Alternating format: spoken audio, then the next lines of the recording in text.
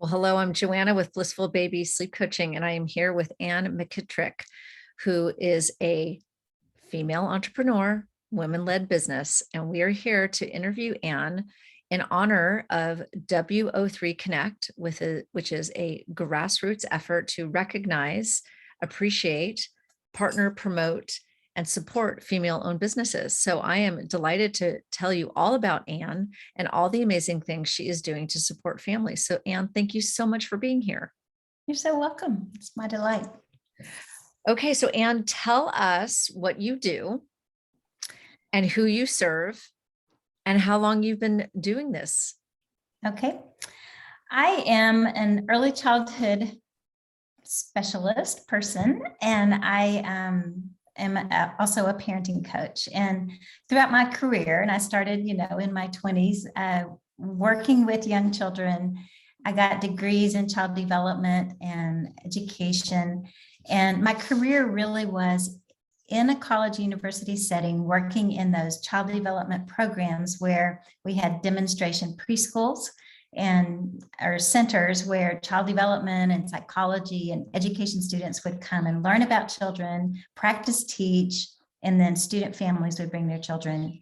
And so it was a really great way to work in that industry because it was the top notch, best of the best teachers and environments and just philosophies and everything. It was a really, really wonderful way to be a teacher. And then I was also administrator of a university program. And then, of course, since I worked in the colleges, I got to teach a lot of adjunct child development courses. And so I love college teaching and loved child growth and development, prenatal and infant development, taught those courses for years. And then I also had the opportunity to raise my own children. We fostered 5 babies altogether. And during that period of time in my life, I always just kind of dabbled in different things. I guess I've always kind of been an entrepreneur. I didn't really call myself that until the last probably 7 years or so.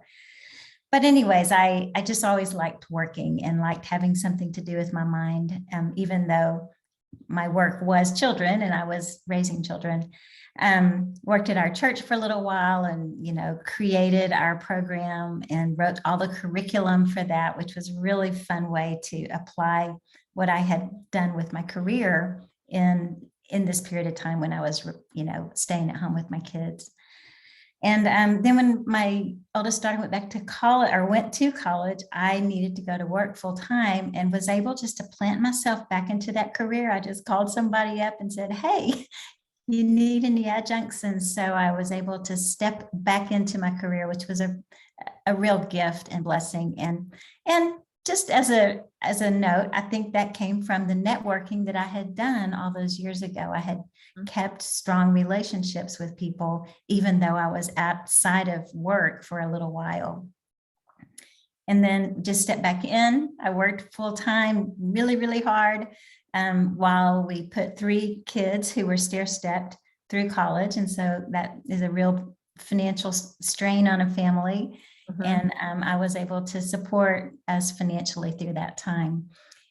When the last child graduated college, I was able to resign from my job at the University of Texas Health Science Center and begin my own business, because during this period of time of working at the university, I had done some writing for a local place in Houston, writing online courses. And I discovered that I love writing online courses. Mm-hmm. And so this was before they were really kind of as common as they are now. And so I just bought myself a domain and I thought, well, someday I'll do that. And then the someday finally came, and I was able to really shift and pivot into this self business, or, into my own business. And so I now have a catalog of courses. It's a business called Texas Child Care Training. It was the first business that I created. And I have, I think about 13 or no, I think actually there's 16 courses on there now for anyone who works in a childcare center, a licensed childcare center, you have to have a certain amount of hours each year. And so I just created all of the required courses that they have to have, you know. And so that's that one business.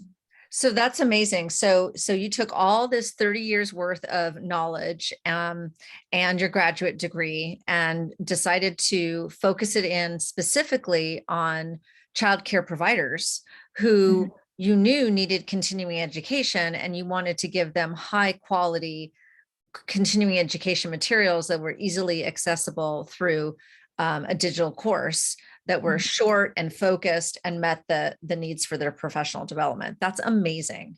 Yeah. That's amazing. And so the theme I want to say here is, one thing that we talk about with female-owned businesses is that there is so much wisdom in female-owned businesses. This is Anne taking 30 years worth of professional work in the industry, then raising her own children, including the foster babies, including working in her church, including working in the colleges, and then parlayed all that into her own entrepreneurial adventure that is directly related back to where she began, knowing what coursework is needed and appreciated by those child care providers. That's amazing. And then from Texas Child Care Training, and you realized how good you were at producing, really high quality information for families, you started Nurtured Noggins. So tell us about Nurtured Noggins. Nurtured Noggins began actually as a joint venture with my daughter. And she's an educator too. She was a teacher who had she had her first baby, and she was just kind of looking for something she's like her mother. She needs something to do. And so we decided that we would start this like mommy blog, and she was going to write the blogs and create the website and try to monetize it. It was kind of when this was 6 years ago. So it was really when that idea was kind of growing. And so we did this together, and then she had her second baby, and she said, "Mom, I really don't want to do this anymore." And I said, "Amen, sister, I totally get you. And that's perfectly fine." But I loved the domain name Nurtured Noggins, and she had created a really beautiful little site and had written some excellent blogs. And so I just said, I'm going to hang on to that while I was still working on Texas Child Care Training. And so then it came time one year, I think it was like 2.5 years ago, it came time to pay the domain fee, the $35 a year for the name. And I thought, I'll just go over and check and see what that little website's doing. Well, it was popping. I didn't even know it. It sat there and just grew and grew and grew. And she had really touched a place that people wanted to know. And that was, how do you play with a baby? I mean, we were getting thousands and thousands of clicks per month on how do you play with a 0 to 3 month old? How do you play with a 3 to 6 month old? How do you play with a 6 to 9 month old? And I just thought, hey, I think there's some new mamas out there who are wondering what to do with their babies. And I kind of like babies. And so I just thought, I'm going to turn that direction. And so I kind of shook all the dust off of that little website and revamped it and started writing blogs and doing videos and doing all of these different things to feed this curiosity that people have about how do I best help my baby develop. And so that's what I'm doing. And so I have created a couple of courses. One is called Birth School, and that one it's all about what you need to know just before you walk into the hospital with to have your baby. How to approach labor and delivery, and how to get your body ready physically, and how to breastfeed, and how to know about all of those breastfeeding things. But my favorite part is the section on how do you get your heart ready? How do you get your home ready for a baby? Because it is such a change, you will, it's just like a mark in a mark in the world. It is. Before I'm a parent, after I'm a parent, and you're really not ready for that. And so in this course, I really try to give people information on how they can approach that in a way where they will feel informed and feel not quite so deer in the headlights when they walk in the door with that newborn. Mhm. And then I've got another one for newborns. It's called the Quick Start Guide to Newborns. It's kind of like when you get a new computer and you have this manual that's that thick, but you have the folder that says, do this first. Right. That's what that course is. It's just, how do you change a diaper? How do you swaddle? How do you burp? How do you do the first bath? Yeah. Yeah. Which was like the most scary thing. Right. For Yeah. me. How do you do the first bath? Mhm. Well, I love this. I love that you are helping moms figure out what to do prior. Like the birth school is all about, well, yes, you're probably taking your birth classes, and yes, you're thinking about whether or not you want to breastfeed or not, but there's all these other elements, and maybe you even have a birth plan. Maybe you've even thought about how you want to give birth, but you're maybe not thinking about the mind to the heart connection, maybe not thinking about how you and your husband are going to be managing communication when things get confusing. Right. And some of these other things that maybe no one's even brought to your attention. Right. And then knowing that then you can fold into, now I've got my quick start guide for those first focused weeks. Was it the first like 4 weeks of the baby's life? Like what to be thinking It's of really the first 10 days. the first 10 days. It's Okay. just those first crazy days. Yeah. Yes. Okay. So birth school Mhm. is prior to baby arriving, getting you ready. That would be great. Like your end of your first trimester, maybe second trimester, third trimester is all right, but there's things you need to think about even before your third trimester. Okay. So first or second trimester for birth school, and then the quick start guide, probably watch it once before the baby comes, and then definitely have it ready and queued up in a web browser for when you get home. Right. Yeah. Yeah. Okay. And Anne is also taking this Knowledge Beyond courses. She now has a new podcast. Right. Tell us about your podcast.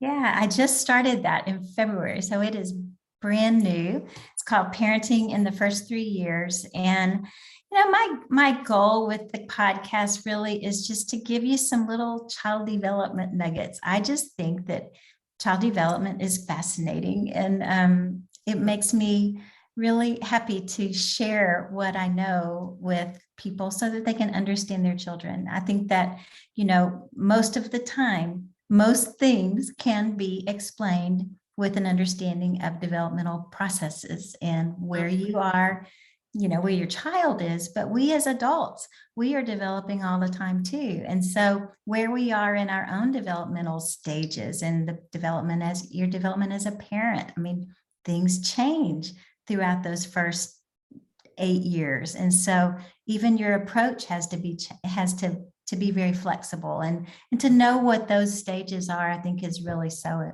helpful. So that's my goal with the podcast, is to do that. And it's just tons of fun.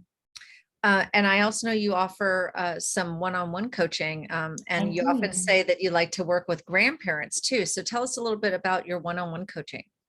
Yeah, that is where I just, I work with a mom or a dad, or a mom and dad, and just find out what is going on and how I can best help them understand their child. And so we look at really what they want and what they see as their pain point, and then we just come up with solutions for those things. And so with grandparents, grandparenting it's a thing. And all of our, we all experience grandparenting in a different way. Some people are very involved and some people are not. Sometimes a grandparent will have full-time care of a child, and how do you manage that relationship with your adult child in terms of this grandchild? It's delicate, it is sensitive, and there are things that we as grandparents need to understand about our adult child and that relationship in terms of our grandchild. Caring for the grandchild. Yeah, I absolutely agree with that. I think that especially in COVID. In my work with families, there's been a lot of cross-generational living, because families have had needed to come together during COVID and cohabitate. And that means caregiving, multi-generational caregiving to the grandchildren. And, having the multi-generational household is a complete blessing for the grandchild, but it can cause a lot of friction between the grandparent and the adult child, and then of course the spouse. And I think that there's really definitely an asset there to bringing together all three caregivers. I know that's what I do when I'm working with my sleep coaching clients. If there's a grandparent that is cohabitating, I have all three caregivers on our consultation calls so that we're all coming into agreement on what we're doing, why we're doing it, and the science behind it, so that everyone is moving in the same direction and feeling really good, clear and confident, so that there doesn't have any challenges with people doubting each other or blaming each other, Right. because everyone is there for the benefit of the grandchild. Right. It's good for the parents, but it's really, really good for the child, for everyone to be at peace with one another. To be at peace with one another. Yes, I love that. So when you think about your experience as a woman-owned business, and you think about the contributions that you've been able to make and the people that you've been able to meet, and the families and other caregivers that you've been able to touch, like what do you believe is the value, now that you are a woman-owned business? What do you think the value of a woman-owned business is to our society these days? That is a really great question. I think that there are several facets to that.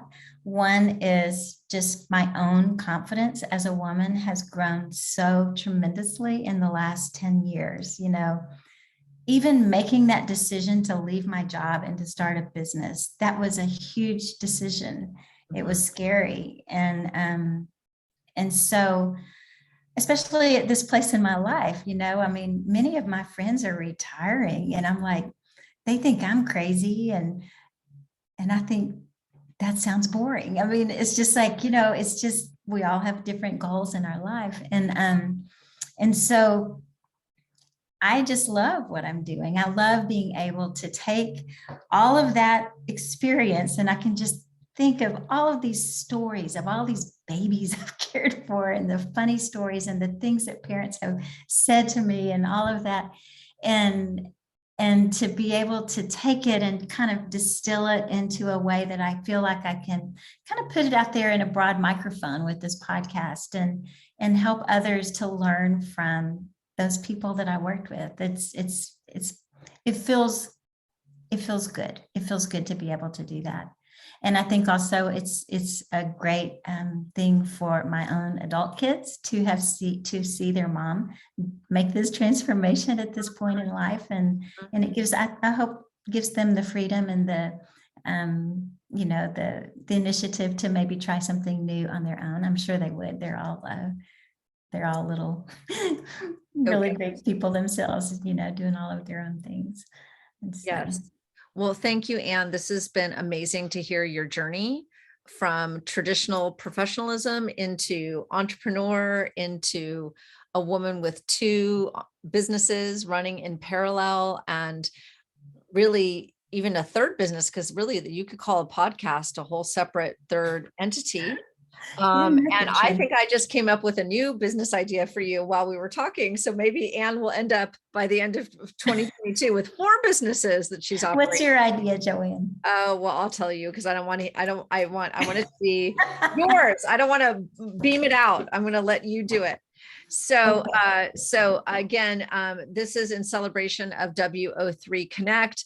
In the month of March, we are trying to partner, promote, and support other female-owned businesses, help the world know and understand how valuable they are, how much wisdom, how much goodness is going into these female-led businesses. And on March 26th is the actual WO3 Connect Day. We just ask that you try to think in the month of March of a woman-owned business, or many, hopefully, that you admire and appreciate, and that you do something to partner, promote, and support them. That can be sharing their blog, telling a friend about them, joining their social media platforms, forwarding their social media content, writing them a thank you note, going on Yelp or Google and writing them a review, whatever. It does not have to be monetary. So this is my gesture for Anne to preview her to my audience, to let everyone know about birth school, and to let everyone know about the quick start guide for newborns, and to let any daycare providers know about Texas Children's Training. That's specific for what Texas needs, but every state has translates to every state, but yeah. Exactly. Yeah. So again, thank you for all your amazing contributions to the world of child development and helping all of us stay knowledgeable to give these children the most positive start possible. Thank you so much, Joanna. Okay, take care. Bye.